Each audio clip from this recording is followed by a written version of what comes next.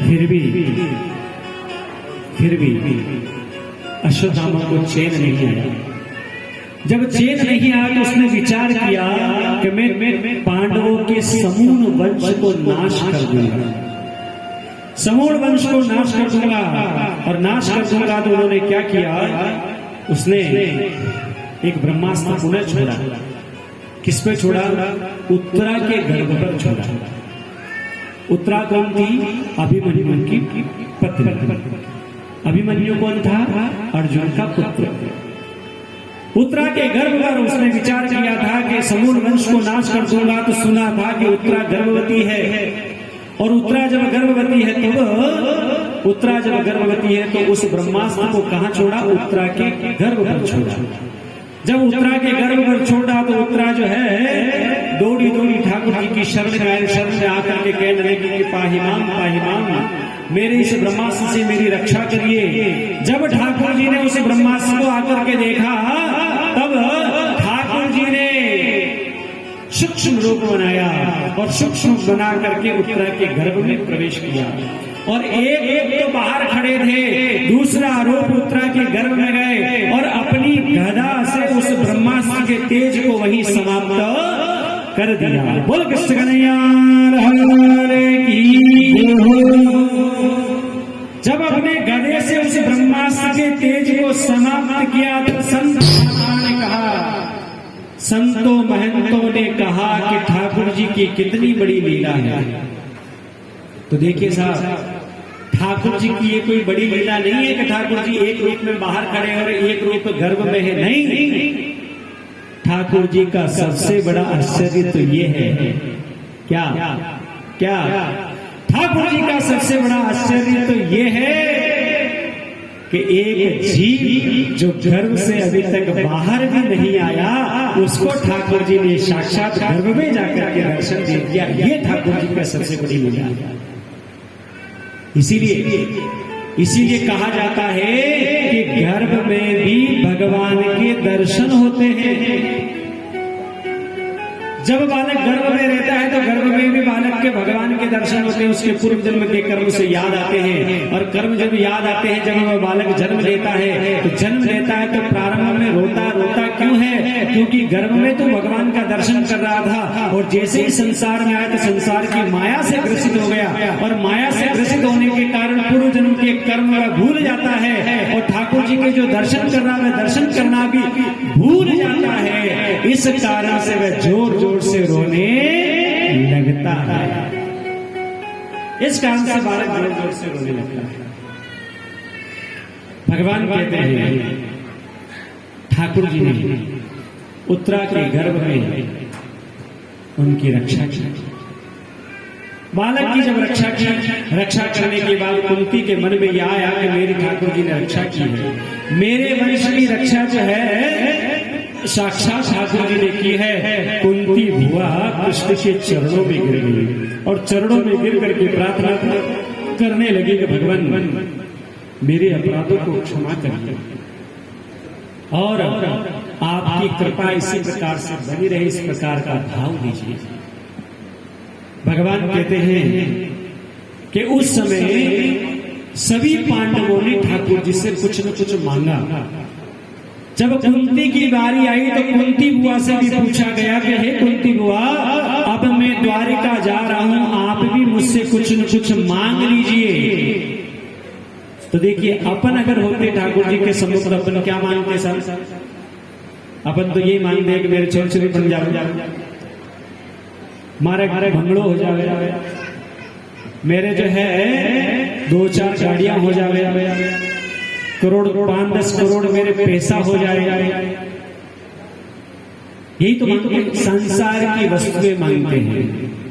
अजी साहब, भगवान तो ऐसा है कि वह समुद्र लुटाने के लिए तैयार है, अपन चम्मच लेकर के खड़े हैं।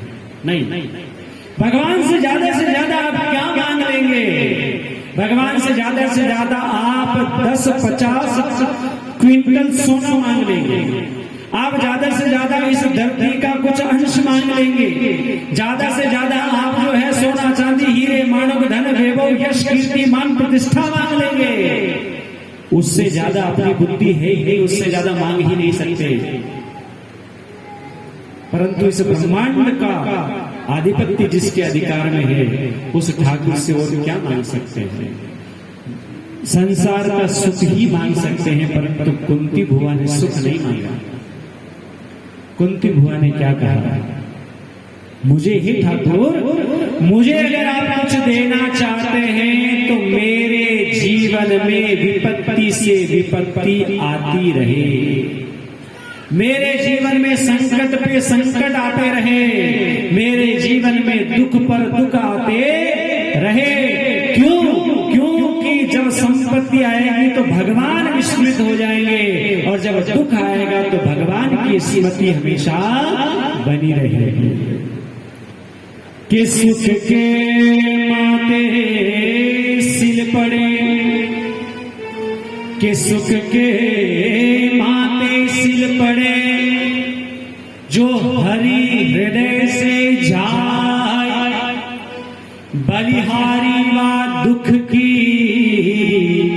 जो पल पल नाम जपाए। और वास्तविकता में देखा जाए तो दुख में ही भगवान ज्यादा याद आते हैं, सुख में नहीं आते। दुख में सिमरन सब करे, सुख में करे न कोई, जो सुख में सिमरन करे तो दुख का। इसलिए कुंती ने दुख मांगा। हनुमान जी महाराज में कहते हैं, तुलसीदास जी महाराज में कहते हैं, कह हनुमंत विपदि प्रभु सोई, कह हनुमंत विपदि प्रभु सोई, जब तब भजन न सुमिरन होई, जब तब भजन सुमिरन होई। राम सिया राम सिया राम जय राम, राम सिया राम सिया राम सिया राम।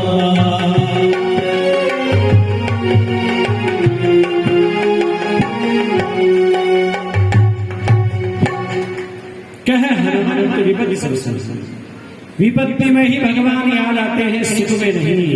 इसलिए वहां कुंती मैया ने दुख मांगा। कृष्ण कन्हैया लाल कहते हैं कि हे बुआ, आपने कितना दुख भोगा है, विपत्ति से विपत्ति आती रही, आपने जीवन में कभी सुख तो भोगा ही नहीं है। और वास्तविकता में बात यह है साहब कि सुख में भगवान याद नहीं आते हैं क्या? आते हैं ज्यादा भाव है। दुख में उस दुख को दूर करने के लिए भगवान पल पल में याद आते हैं, पर सुख में उस प्रकार के भाव से नहीं आता जिस प्रकार का भाव आपका दुख में रहे। अगर आप भगवान का पूजन करते हैं ना, सुबह सुबह भगवान की पूजन करते हैं, तो पूजन करते हुए आपको संसार ज्यादा याद आता है। आपको क्या, हमें भी आता है, संसार सबको याद आता है। भगवान की पूजन करते करते संसार ज्यादा याद आता है। भाई जी जो है माला फेरिया पर दिमाग है कि दूध में उफड़ जाता, घर में सासू जी माला फेरिया पर विचार बहू का मीन है कि छोट छोटिया प्यार नहीं गया, स्कूल की बस में टेम्पो आ गया, सब्जी में बहुत नमक ना क्यों, ज्यादा गए ना क्यों, ग्रह गृहस्थी ज्यादा याद आती है। एक शेर जी से मैंने पूछा कि शेर साहब आपको माला फेरते हुए भगवान याद आते हैं? उनके माला फेरते हुए भगवान याद आते हैं, पर संसार भी याद आता है। तो उनसे पूछा कि नोट गिनते हुए संसार याद आता है? वो क्या बढ़िया का बेटा हूं, नोट गिनते हुए संसार याद नहीं आता। नोट गिनते हुए तो ध्यान पूरा नोटों में, संसार याद नहीं।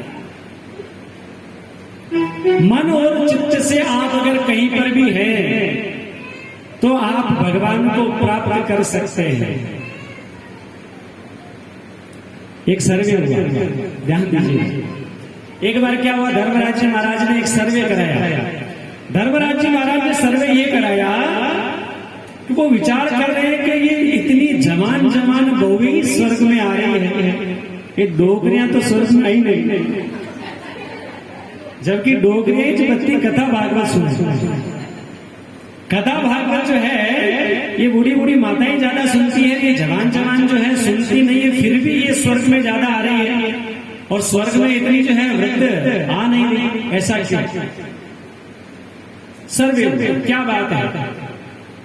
तो बात ये हुई थी साहब, जितनी भी वृद्ध माताएं कथा पांडाल में इतनी कथाएं सुनती है ना, वे जब कथा पांडाल में कथा सुनती है तो कथा पांडाल में तो बैठी रहती है, मन तो उनका कथा पांडाल में है, मतलब उनका शरीर तो कथा पांडाल में है, परंतु उनका मन कहाँ है? मन घर में है कि मेरी बहू क्या कर रही होगी, दूध अभी उफल तो नहीं गया होगा, दूध फ्रिज में रखा कि नहीं रखा, छोटी छोटी की बस आई होगी कि नहीं होगी, ये कर रही होगी, वो कर रही होगी, भोजन बनाया होगा कि नहीं, या भैया जो है आया होगा कि नहीं आया होगा, ये किया होगा कि ये किया होगा कि नहीं किया होगा। अर्थात शरीर तो उनका कथा पांडाल में है, परंतु मन उनका कहाँ है? घर में। और घर में जो बहुएं हैं वे घर में भोजन बनाती बनाती भी ये विचार कर रही है कि मेरी सासू माँ कथा सुनने गई होगी, माँ कथा में कितना सुंदर प्रसंग चल रहा होगा, कथा में ठाकुर जी की लीलाएं चल रही होगी, कथा में गोवर्धन लीला चल रही होगी, कथा में कृष्ण जन्मोत्सव मना रहे होंगे, कथा में कितना सुंदर सुंदर पंडित जी महाराज प्रसंग सुना रहे होंगे।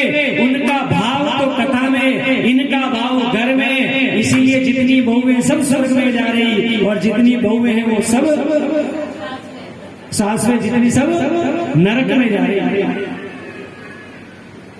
इसीलिए हाँ, मन आपका चंचल चित चोर है, तो मन आपका जो है, आप यहाँ बैठे बैठे भी द्वारकाधीश वृंदावन में बाके बिहारी ने कौन सी पोशाक पहन रखी है वो आप देख सकते हैं, अगर आपका अंतःकरण मन से आप अगर हैं।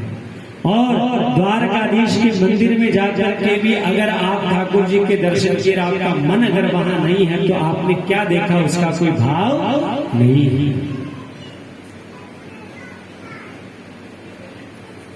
एक व्यक्ति रोज ठाकुर जी के दर्शन करने जाता है, एक व्यक्ति रोज ठाकुर जी के दर्शन करने जाता है, तो रोज ठाकुर जी के दर्शन तो करने जाता, परंतु उसके ठाकुर जी के दर्शन नहीं होते। भीड़ भाड़ इतनी होती थी कि ठाकुर जी के दर्शन, बाकी बिहारी के दर्शन करने जाता पर उसको रोज जो है दर्शन करने जाता, पर बाकी बिहारी जी के दर्शन उसको नहीं होते। तो इसने पूछा कि तेरे को दर्शन तो होते नहीं है, तू दर्शन करने जाता क्यों है? दर्शन तो तेरे होते ही नहीं है। उस व्यक्ति ने बड़ा सुंदर दावा किया कि मुझे चाहे बाकी बिहारी के दर्शन जाए होते हो चाहे ना होते हो, बाकी बिहारी तो मुझे देख रहे हैं, बाकी बिहारी तो मुझे देख रहे, यही मेरे लिए बहुत पर्याप्त वाली बात है, ये मेरे लिए बहुत पर्याप्त वाली बात है। इसलिए उसकी याद बनी रहना बहुत जरूरी है। उसकी याद अगर बनी रहेगी तो आप अपने घर में बैठे बैठे ही आप बद्रिकाश्रम के दर्शन कर सकते हैं, आप अपने घर में बैठे बैठे द्वारकाधीश के दर्शन कर सकते हैं, आप अपने घर में बैठे बैठे जगन्नाथपुरी के दर्शन कर सकते हैं, और आप अपने घर में बैठे बैठे श्री रामेश्वरम भगवान के दर्शन कर सकते हैं। पर मन भी तो आपका वैसा होना चाहिए, उसकी याद, उसकी तड़प ऐसी बनी होनी चाहिए। इसलिए क्या कहा था कि जब याद तुम्हारी आती है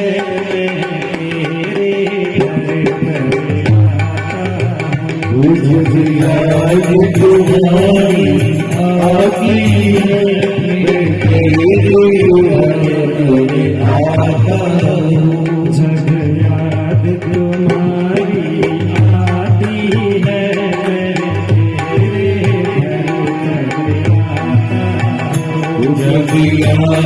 तुम्हारी आगी